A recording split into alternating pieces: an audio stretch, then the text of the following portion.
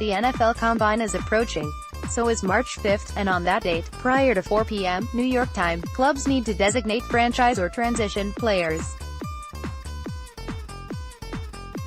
That means you're going to hear a lot of talk in the meantime about who might get franchised and where they might go if they don't. For the Philadelphia Eagles, who are now 1 year removed from their Super Bowl title, rumors could be aplenty. Here's an interesting thought, though it doesn't actually fall into the category of rumors yet.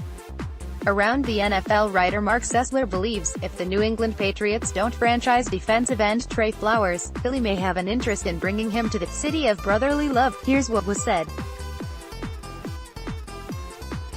Plugged-in Pats beat writer Mike Reese believes the team will pass on franchising Flowers.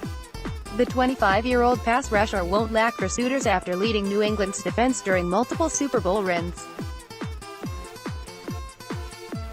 The Eagles are dangerously low on cap room, but I'm playing under the assumption every team in the NFL knows how to massage the books to make a signing like this a reality. That could have credence for a few reasons. 1. Many are beginning to reserve themselves to the idea that the owner of the most famous strip sack in Eagles history, Brandon Graham, is all but gone. That means the Eagles will become reliant on Derek Barnett, who's coming off of an injury, and Josh Sweat, who's young and unproven, and, like Barnett, he finished 2018's season on the IR. Don't forget about Chris Long, who's proven, but aging, and Michael Bennett, who's the same age as Long. We tend to forget that, but also facing legal trouble. Outside of that, there's Joe Osman, who's signed to a future, reserve contract. Sure, the major flaw in this theory is the fact that the Eagles have virtually no money to spend in free agency. Then again, we've seen this before. The Eagles have a way of making the cap work for them.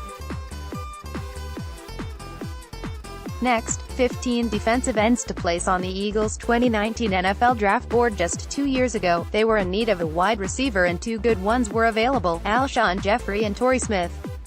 Many thought it would be nice if Philly could land one or the other. Executive Vice President of Football Operations Howie Roseman found a way to bring both into the nest. Philly landing Flowers isn't an impossibility, ladies and gentlemen, especially once some of the current roster begins to filter out and find homes elsewhere.